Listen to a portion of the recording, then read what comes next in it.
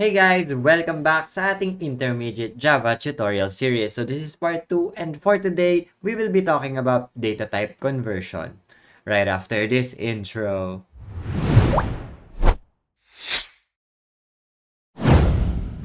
So guys, before we start, the truth is, pwede ko na ilagay sa basic Java tutorial series tong conversion of data types. Pero I chose not to kasi mas ma-appreciate nyo siya ngayon na alam nyo na yung basic concepts natin. That's why pag-aaralan natin ngayon sa tutorial flow natin ang pagpaparse ng data, paggagamit ng string.valueOf, and then kung paano mag-typecasting, yung dalawang types of typecasting, we have the widening and the narrowing. And then we have the primitive and non-primitive data types. And then finally, we have the wrapper classes. So without further ado, let's begin.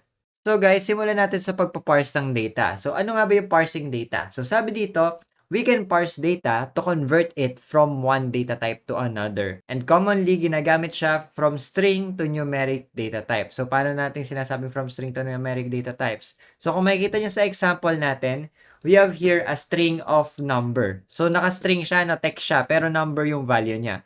Kung makikita nyo, string n is equals to 100, pero naka-double quotes. And sa baba, makikita nyo, from string, tinatry natin siya i-convert into different numeric data types. Ano ba yung mga numeric data types? Naalala niyo pa ba? So we have the double, float, long, integer, short, and byte. And different yung kanilang ranges, 'di ba? So mamaya makikita nyo ulit yan. So kung makikita nyo sa double, ginamit natin yung double that parse double. And then parenthesis, yung string natin na gustong i-convert. So, ibig sabihin, itong 100 na to, dito, kino-convert natin siya into double. Meaning, pwede siya mag-store ngayon ng merong decimals. And same sa float. So, float that parse float. And then sa long, long that parse long. Sa integer, integer that parse int. Short that parse short. Byte that parse byte. So, ganun lang kadali. Now, ito yung sinasabi ko sa inyo, bakit ko tinuro sa intermediate Java tutorial series to? Kasi if basic pa lang yung alam nyo, iisipin nyo, bakit kailangan pa nating mag-convert? Pwede naman nating i-declare na lang diretso na double yung 100. Pwede naman natin i-declare na diretso na float yung 100. So that's the thing. Kasi yung data natin, it will not always come from variables.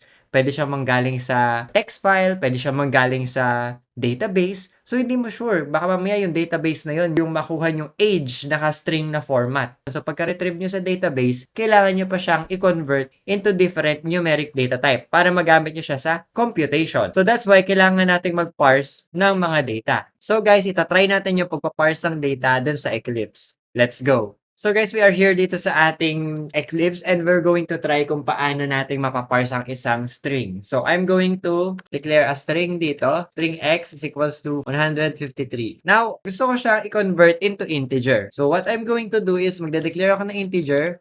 Num is equals to, gagamitin ko yung integer that parse int. Kung makikita nyo, etong parse int na to is isang method siya. Isang method siya na humihingi siya ng string. So, sa parenthesis, lalagay lang natin yung string na gusto nating i-convert, which is si x. So, ibig sabihin, from 153 na text, gusto natin maging number siya. So, i-save natin, system.out.println natin yung x plus 1, tsaka yung num plus 1. So, pansinin natin na, so yung x plus 1, yung x kasi guys, string pa to. So, mangyayari, concatenation. Magiging 1531. So, ito namang isa na convert na siya sa integer, kaya ang mangyayari dyan is 154. Dito, 1531. Dito, 154. I-try natin i-run. Okay. Kung makikita nyo, ayan, 1,531, 154. So, yon, na-convert natin siya completely sa integer. So, of course, same lang sa mga ibang bagay, no? So, kunwari gusto nyo float, float that parse float naman. So, bago natin i-try, try natin lagyan ng decimal to. So, nilagyan ko siya ng decimal. Can we still convert it into integer? So, try natin. Pagka niran ko to, inokay ko to, makikita nyo, mag-e-error ngayon yan. Bakit siya nag-error? Tingnan nyo, anong type ng exception? Number format exception. Kasi ang integer, can it store values na mayroong decimals? Hindi. Kaya nagna-number format exception yan. So, make sure na whole number pagka kino-convert nyo into integer. Pero kung float naman yan, try natin, gawin natin float, no? Float that parse float. So, makita nyo, meron din parse float dito. So, yan, ganun lang kadali, no? Makikita nyo naman yung pattern kung ano yung kailangan nyo pagka gusto nyo siyang i-convert. So, i-run natin to. Gagana na ba siya? Pag aniran ko, makikita nyo, Yes, indeed, gumana siya, no? Yung isa, naka-string pa rin, kaya naging 153.251. Ito namang isa is, nadagdagan ng isa, kaya naging 154.25. So, na-convert natin completely yung ating string into float.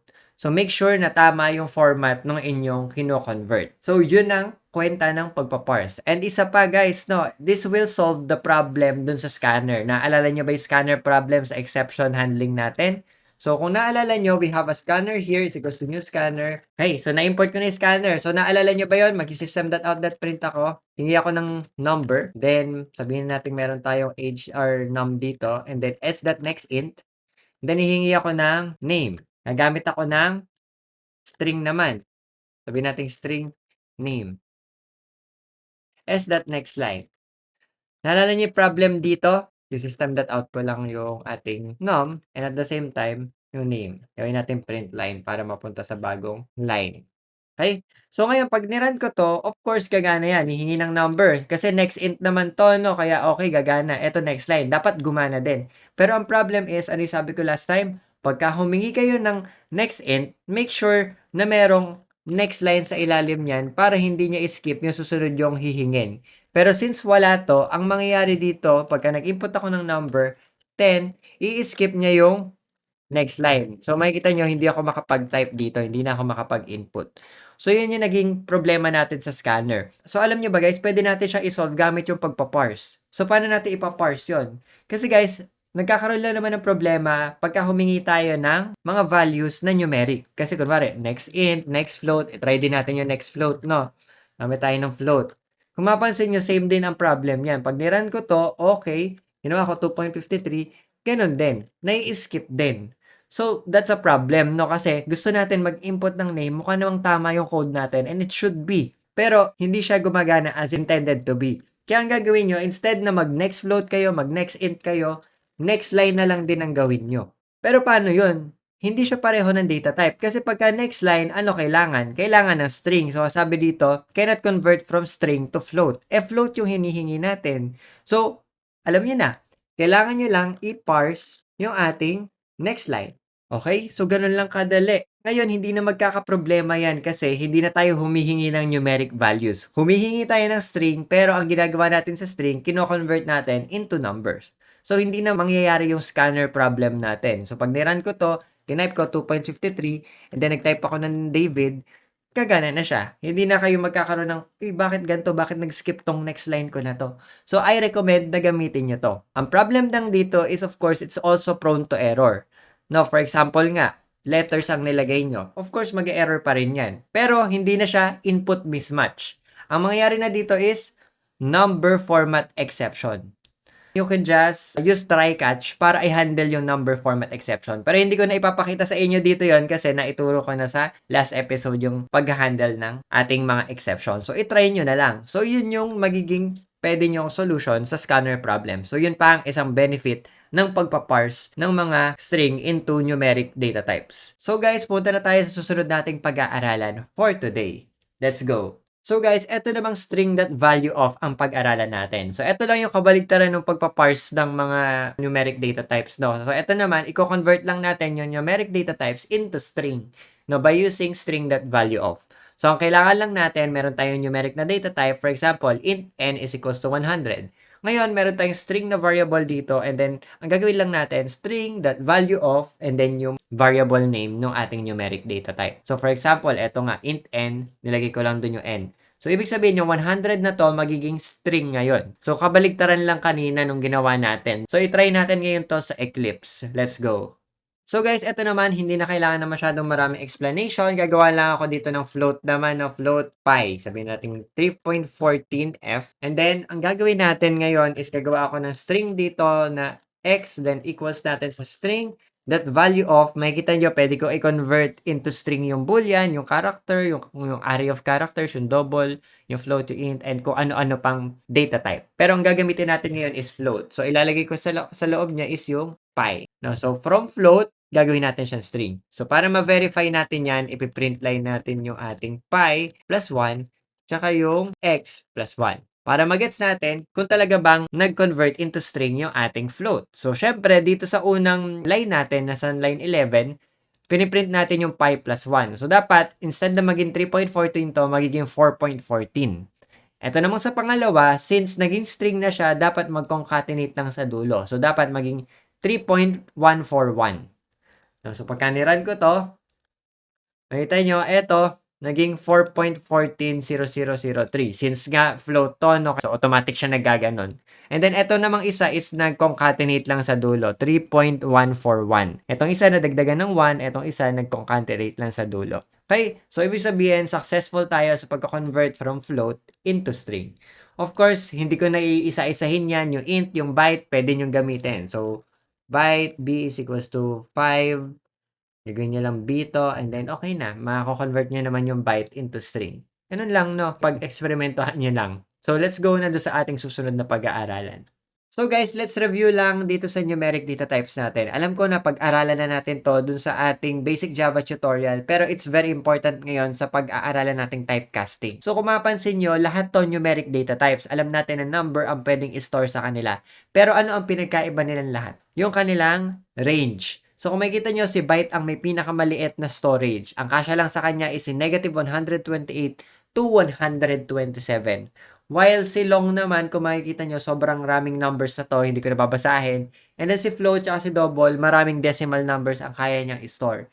So, naka-ascending order to, no? Si byte ang pinakamaliit and si double ang pinakamalaki. So, pag ganyan yan. So, makikita nyo naman dito, sunod-sunod yun sa description natin, no? So, bakit ko pinopoint out to? Because we will now be talking about typecasting. And si typecasting is a process kung saan i-convert natin yung isang data type to another data type. Parang parsing lang, no? Pero ito si typecasting kasi kadalasan ginagawa siya dun sa mga numeric data types natin. Yung same yung kanilang pwedeng i-store na value, yun nga numeric, pero different yung ranges nila. Kung mapansin nyo, we have two types of typecasting. We have the widening and we have the narrowing. Simulan natin sa widening dito, no? So kung mapansin nyo, from left to right to, left ang pinakamaliit, si byte, and then sa right side, andun si double. No, kaya kung makikita nyo, ang tawag dito sa una nating typecasting is widening typecasting. Ang ibig sabihin lang ni widening typecasting from the word itself, widening, also known as implicit conversion, it is when we convert a lower data type, yung maliit, to a higher data type, yung malaki. No, so ibig sabihin, from left to right. So si byte, pwede ko siyang i-convert into integer. Si byte, pwede ko siya i-convert into long. Si short, pwede ko siya i-convert into float. Si short, pwede ko siya i-convert into integer. Si long, pwede ko siya i-convert into float or double. So, ganun lang, no, pa-right side yung pagko-convert niya. So, that's what we call widening typecasting. Kaya siya tinawag na widening kasi wina-widen natin yung kanilang size. From byte na 127 lang ang kasya, magiging short na 32,000 ang kasya. No, so ganun siya. So, sabi dito, it can happen automatically since hindi naman tayo magkakaproblema sa data loss. Bakit hindi tayo magkakaproblema sa data loss? Of course, nagwa-widen. No, ibig sabihin, walang mawawala. Kasi si byte, kasya kay short. Si short, kasya kay int. Si int, kasya kay long. Si long, kasya kay float. Si float, kasya kay double. Ganun yung kanyang idea. So, kung mapansin nyo dito sa ating example, from byte, na 16 ang value, kinonvert natin siya into short. And we don't have to do anything actually. Kailangan lang natin siya i-assign directly.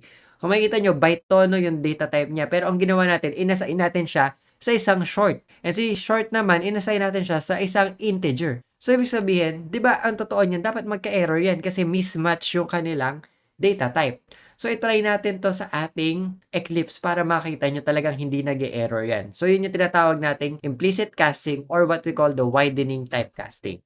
Okay, so let's go. So, guys, itry natin ngayon. Mag-declare tayo ng byte, which is ito yung pinakamaliit na pwede natin numeric data type, no? So, gawin natin byte, then b is equals to, number one rule, hindi siya pwedeng lumagpas ng 127. So, once na, kunwari, 150 ang nilagay natin dyan, makikita nyo mag-error yan. Sabi dito, ang kasya lang sa kanya, yan, type mismatch, cannot convert from int to byte. Kasi, of course, pagka sumobra na ng 127, hindi na siya kasya kay byte. So, kailangan 127 lang yan below. So, kunwari, 12. Yan. Okay, so byte siya, no? Ngayon, ano mas malaki kay byte? Short. Pwede kong ilagay short dito, S is equals to B. Makita nyo, hindi mag-error. Pero pag nilagyan ko ng string si short, mag-error yan. Pero pagka byte ang nilagay ko, pwede. Kasi, kasya naman si byte kay short. Kasi si short, ang kasya sa kanya, ilan? 32,000. So, gano'n siya 'no, kaya tinatawag siya na implicit conversion 'no. Hindi na natin kailangan ng consent na iko-convert ko siya dito kasi wala naman tayong mawawalang data. Kasi si 12 kasya kay short. So, ibig sabihin of course, kay integer kasya din si byte 'no, kay long kasya din si byte. So, makikita niyo puro byte yung nilalagay ko dun sa iba't ibang data types. So, gano'n lang nako-convert na natin agad si byte into different data types na mas malaki sa kanya. So, puwede din natin gawing double yung byte natin na 'yan. So, 'yan. So, walang problem, 'no? So, of course, kunwari ginawa ko naman integer. Integer I is equals to 125. Ngayon, ilalagay ko siya sa isang byte, equals I. Of course, si integer mas malaki kay byte. Kaya kung mapapansin niyo mag-e-error 'to. So, ito nag-aano talaga siya na nagrereklamo. Ang sasabihin niya, type mismatch, cannot convert from int to byte. Bawal pabaligtad, bawal from larger to smaller. Actually, hindi naman siya bawal, pero meron tayong tinatawag na typecasting para do'n. Kung naiintindihan niyo na yung widening typecasting, ngayon we're going to talk about the narrowing typecasting. Let's go. Now guys, let's talk about narrowing typecasting. Of course, kabaligtaran lang naman 'to ng widening 'no. It is also known as explicit conversion. No, it is when we convert a higher data type to a lower data type. Eto kasi guys, medyo madalang ginagawa kasi it leads to data loss. It needs to be manually casted since it may lead to lossy conversion. Bakit lossy conversion? Isipin nyo guys, malaki yung kasya kay int kesa kay byte tsaka kay short. What if merong 1 million na laman si int and then pinalitan ko siya into byte? Kasya ba kay byte yung int na 1 million? Of course, hindi. That's why magkakaroon tayo ng lossy conversion or what we call data loss. May mawawalang data. Actually, dapat hindi siya pwede, pero pinapayagan siya for the sake of baka mamaya laman ni int 5 lang. Int siya, pero pwede natin siya i-convert into byte kasi kasya naman yung 5 kay byte. Para mas maintindihan natin, tingnan natin etong practical example na to. So, kung makikita nyo, sabi dito it needs to be manually casted kasi nga, pwedeng maging lossy conversion. So, for example, si double, dito pa lang, no? Si double, meron siyang decimal. And if I cast it into float, pagka pinalitan ko siya into float, kung mapapansin nyo, no, meron siyang konting syntax na dadagdag. So, makikita nyo si double, gusto ko siyang gawing float. Ang ginawa ko, nag-declare ako ng float, and then equals, parenthesis, saan ko siya gustong i-convert? Sa float. So, ginawa ko float, and then tinabi ko sa kanya yung gusto ko i-convert. So, si double, gagawin ko siyang float, or kinakas ko siya into float. Of course, wala pa tayong magiging lossy conversion dito kasi yung 1250.35 supported naman ni float. No, pwede siyang ilagay na 1250.35 din. Pero, once na kinonvert natin into long si float, ano yung mawawala? Mawawala yung decimal ni float. Kasi, hindi naman nagsusupport ng decimal ang long, ang int, at short, at byte. So, ibig sabihin, magkakaroon tayo ng data loss or we will have lossy conversion. May mawawala na value dun sa initial variable natin. So, para mas maintindihan nyo, itry natin to, no? So, let's go and try natin sa Eclipse. Okay guys, so itry natin yung explicit conversion or what we call the narrowing typecasting. Gagawa ako dito ng double. So, let's say na pangalanan ko lang ng pi is equals to 3.14. Okay, so first of all, i-convert ko siya sa float. F is equals to, kakas lang natin, parenthesis, saan ko siya gusto ikas, gagawin kong float. Then, lalagay ko lang dito pi. No, so ibig sabihin, si pi na double, gusto ko siyang i-convert into float. So, pwede siya. No, pero pagka diniretso nyo lang yan, magrereklamo yan. Magrereklamo yan, sasabihin yan, type mismatch cannot convert from double to float. Kasi nga, si float mas maliit kay double. Kaya kailangan natin siyang i-indicate na gusto ko talaga siyang i-convert. Pero right here, alam naman natin na hindi magkakaproblema kasi si 3.14 kasya din naman kay float. So pagka nag-system.out.println ako dito, sabihin natin na ito yung double natin, no? So, plus ko lang yung pi. And then, copy-paste lang natin to, ilabas ko din yung float. Pagka niran ko to, makikita nyo, lalabas naman pareho, 3.14. Kasi both naman nilang supported yung decimal and walang mawawalang data. Pero once na kinonvert ko to sa mga whole numbers, for example, integer, int x is equals to, i-convert ko yung float, di ba bawal yan, diretso kasi mas malaki yung float kesa kay int. So, ang gagawin ko, ikakas ko siya. Gagawin kong int yung float natin. This will lead to lossy conversion kasi si integer hindi naman pwedeng magkaroon ng decimal. So, ibig sabihin, mawawala yung decimal ni double or ni float. No? Kung ano man gamitin ko sa kanilang dalawa. Ngayon, itry natin i-print yung ating integer. Lalagyan ko lang dito integer. So, bawasan ko lang to. And then, lagay ko dito yung x. So, yung x natin is yung integer. So, kinas ko yung float into integer. Of course, dahil hindi niya supported ang kanilang decimal, magiging lossy conversion to. And makikita niyo mawawala yung ating decimal. So, yun yung iniiwasan natin. Kaya kailangan talagang i-explicitly i-indicate nyo na kino-convert nyo para sinasabi nyo na I know na pwedeng magkaroon ng data loss. So, ganun lang. So, isa pa. For example, I have here an integer of 1,000.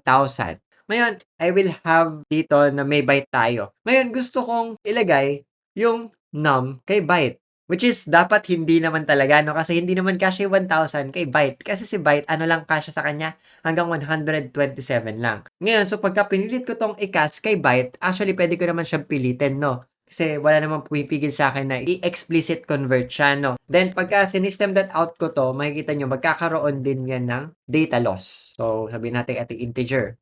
Plus natin yung num. Then, i-copy natin. Ito naman sa byte. No, save natin. Then, pagka nirun ko to, okay, makikita nyo, medyo hindi nyo maintindihan kung bakit. No, pero makikita nyo, integer 1,000 and then yung byte biglang naging negative 24. Bakit kaya? Actually, may explanation to, pero hindi ko na siya i-explain kasi dapat hindi nyo naman ginagawa to, no? Never nyo dapat gawin to. Pero eto, papakita ko sa inyo saglit. Ilan yung kasya kay byte? Actually, ang kasya kay byte, 128. Sinasabi lang na 127 kasi from negative 128 to 127. So, meron tayong 1,000 kay integer, pero naging negative 24. Ilan yung kasya kay byte? 128. So, babawasan ko to ng 128. Babawasan ko ng babawasan ng 128, no? 1, 2, 3, 4, 5, 6, 7, 8. Makita nyo, nakuha ko yung negative 24. And then, yun yung negative 24. So, ibig sabihin, umiikot yung ating value, no? Umiikot siya para ma-convert niya into lower values. Tingnan nyo, ang nakalagay dito, negative 120. So, gawin ulit natin. 5,000. Bawasan nyo ng 128. Yan yung limit niya. 1, 2, 3, 4, 5, 6, 7, 8, 9, 10, 11, 12, 13, 14, 15, 16, 17, 18, 19, 20, 21, 22, 23, 24, 25, 26, 27, 28, 29, 30, 31, 32, 33, 34, 35, 36, 37, 38, 39, 40. So, kung makikita nyo, ayun, nakuha ulit natin negative 120. Ayun yung negative 120. Pero I don't see any worth na gagawin nyo to. No, kaya wag niyo nang gawin to, no? Wag kayong maglo-lossy conversion. Kung alam niyo namang may data loss, wag niyo nang gawin. Kasi bakit niyo kailangan magkaroon ng data loss? So yun yung iniiwasan. Kaya hindi pinapayagan basta-basta yung pagko-convert ng larger to lower. So yun lang yung ating explicit conversion. Now let's go na sa mga pag-aaralan pa natin. So guys, pag-aralan naman natin ngayon yung primitive data type. So pagka narinig niyo yung word na primitive, 'di ba, ang naaalala niyo yung sinauna, yung mga sinaunang tao, sinaunang gamit, which is totoo, no? Yung primitive data types, kung mababasa nyo dito, ito yung mga data types na built-in within the Java language, no? It is not an object and are considered as reserved keywords. So actually, napag-aralan na din natin to dun sa ating basic Java. So kung maaalala nyo, ito din, kasama yung mga numeric data types natin kanina. Yung byte, short, int, long, float, double, and then we have the boolean and also the character. Ano yung napansin yung wala? Wala yung string. Kasi guys, ang string hindi naman siya primitive data type. Kasi ang string is derived lang from characters. 'Di ba pagka sinabi nating string, ano yan, mga words, mga text. So ibig sabihin, a group of characters ang ating string. So kaya hindi siya considered as primitive data type. Ngayon, ano naman yung isa nating type ng data type? Saan kasama si string? So yun yung tinatawag naman natin na non-primitive data types. Etong non-primitive data types, ito yung mga data type na ginagawa ng mga programmers and is commonly used to store multiple values. Ano-ano yon? Number 1, yung string. Of course, it stores group of characters. Multiple values yun, no? Characters, words, phrases, sentence, so multiple values. Next, we have arrays. Ito namang array, it stores multiple values with the same data type. So, array of numbers, array of strings, array of characters, yun yung arrays. So, non-primitive din yon. And then lastly, we have the classes. Ito yung pinag-aralan natin sa OOP. Naalala nyo pa ba yun? Yung gumagawa tayo ng student class, animal class, and then sa loob, maraming attributes. Naalala nyo yun? So, for example, si student, may student ID, may first name, may last name. So, multiple values pa rin yun naman niya. So, yun yung non-primitive data types. Si programmer ang gumagawa nun kasi we can create custom classes. We can create arrays. And yung string kasi, ang gumawa na niyan mismo is si Java para pinadali na lang nila no hindi na array of characters ang gamit natin. Kasi sa C language, wala pa tayong tinatawag na string. Ang ginagamit doon is array of characters. So dito sa Java, pinadali na lang nila, ginawa nila ng string data type na built-in. Pero non-primitive pa rin siya kasi dinerive siya from characters. So, yun yung explanation nun. So, bakit ko in-explain yung non-primitive tsaka yung mga primitive data types? So, para saan to? Kasi guys, I want you to know na ang Java is an object-oriented programming language. So, ibig sabihin, ito ay nakafocus sa mga objects. Meaning, sa classes tayo umiikot. So, non-primitive data type yon. Ngayon, meron kasi tayong tinatawag na wrapper classes. So, kung naalala niyo yung episode 24 sa Basic Java Tutorial Series, napasadahan na tong wrapper classes na to. Etong wrapper classes na to are classes, which is, di ba yung classes, blueprint of an object. It is the classes for the primitive data types. So, ito kasi ginagamit to treat the primitive data types as objects or classes. So, it can be used more efficiently. Dahil nga object-oriented programming si Java, gumawa sila ng way para i-treat yung mga data types natin as objects as well, no, or classes as well. So, kung byte to, gagamitin natin byte with capital letter B. Kung short to, gagamitin natin short with the capital letter S. And so on and so forth. Kung yung int lang, eto buong integer and capital yung I. So, makikita nyo naman dito, ganon. So, makikita ito usage niya na pwede nyo gawin to. So, i-try natin tong wrapper classes na to and para mas maintindihan nyo kung para saan sila, alalahanin nyo yung array list. And gagawin din natin yung array list sa ating Eclipse. And yung mga susunod pa nating pag-aaralan, mag-aaral tayo about hash maps and yung mga generics. Doon nyo ma-appreciate si wrapper classes and kung bakit kailangan pa natin ng wrapper classes instead dun sa pinaka-data type na primitive lang. So yun, so tingnan natin ngayon sa Eclipse. Let's go! Okay guys, so welcome back sa Eclipse and then niready ko na tong mga primitive data types versus sa ating wrapper classes. So kung mapansin nyo, we have the byte here which we have small letter b. Doon naman sa wrapper class niya is malaki yung letter b. So ano yung pinagkaiba nung dalawa na to, no? So later makikita nyo, so i-scroll down ko lang, tingnan nyo mabuti, no? Kung mapansin nyo naman, halos wala naman sila pinagkaiba. Magagamit nyo sila normally. And ang makikita nyo lang na major na pagkakaiba is dito sa long. Si long kasi, kailangan nyo lagyan ng L sa dulo para malaman na long siya. Pero pag inalis ko tong L sa dulo, makikita nyo mag-error. Pero dun sa primitive data type ni long, hindi nyo kailangan lagyan ng L. Pero dito sa kanyang wrapper class, kailangan nyo i-indicate na long siya para malaman nyo na, okay, long data type to. Sa float naman kasi, pareho silang kailangan may F. Pag inalis ko yung F, mag-error yan. Kasi kala nila, isa silang double. So, kaya lalagyan nyo ng F. Pero si double, hindi nyo kailangan ng lagyan ng kahit ano doon sa dulo. So, naituro ko naman na sa inyo yan nung last, natin, sa basic pa, no? Lalagyan nyo ng F or ng D para sa double naman. No? Pero hindi nyo naman kailangan sa double yun. Sa float lang talaga. Then, we have the boolean. Then, we have the character. So, same na same lang. So, either I can use the primitive data type or the wrapper class. So, bakit kailangan kong pang gumamit ng wrapper class? So, intindihin mo muna natin kung para saan yung wrapper class. Unang-una, didelete ko na itong mga to para gumamit na lang tayo ng isang wrapper class na integer. Integer na lang yung itira natin. Yan. Unang-una, si wrapper class is isa siyang class. So, ibig sabihin, kung class siya, ibig sabihin may code to. Kaya pagka hinold nyo yung control, then itinapat nyo dun sa integer, pwede nyo siyang i-open. So, eto si primitive, wala. So, sa loob ng integer, may code yan. Pindutin nyo. Kung mapansin nyo, merong code si integer class. And makikita nyo, hindi nyo maiintindihan siya actually na kasi sobrang kung ano-anong nakalagay. Pero i-control ko to, hanapin ko yung integer, then yung parenthesis. Hanapin natin yung kanyang constructor. Ayan. So, ito yung constructor niya na deprecated na, no? Ibig sabihin, tinanggal na. Pero kung mapansin nyo, meron tayong constructor. So, public integer and then hihingi siya ng primitive na integer. And then, isaset niya sa sarili niya. Para, di ba familiar, nung gumagawa tayo ng mga classes, ganyan din yung ginagawa natin. We create constructor. So, ibig sabihin, yung integer natin, nirap around lang siya sa loob ng isang class. So, ibig sabihin, pwede ko tong i-instantiate. So, for example, integer x is equals to new integer. Di ba ganyan mag-instantiate, parenthesis, and then semicolon. So, makikita nyo, pwede kong gawin to kaso deprecated na siya kaya nagkakaroon ng arrow. Lalagyan ko lang ng number dito, for example, 12. So, ang laman na 'tong X na 'to ngayon is 12. So, puwede ko siyang i-instantiate. So, gano'n siya 'no, isa siyang class talaga, talagang class siya. So, we can treat this as an object ngayon, yung integer natin. Eto kasi primitive data type, hindi niyo puwede 'tong hindi niyo puwedeng gawin 'to. Hindi gagana 'to 'no. So 'yan makita niyo hindi siya puwedeng i-instantiate kasi isa 'tong primitive data type. Eto class talaga siya, so you can do this. Pero of course hindi na advisable na ini-instantiate niyo pa, i-set niyo na lang agad.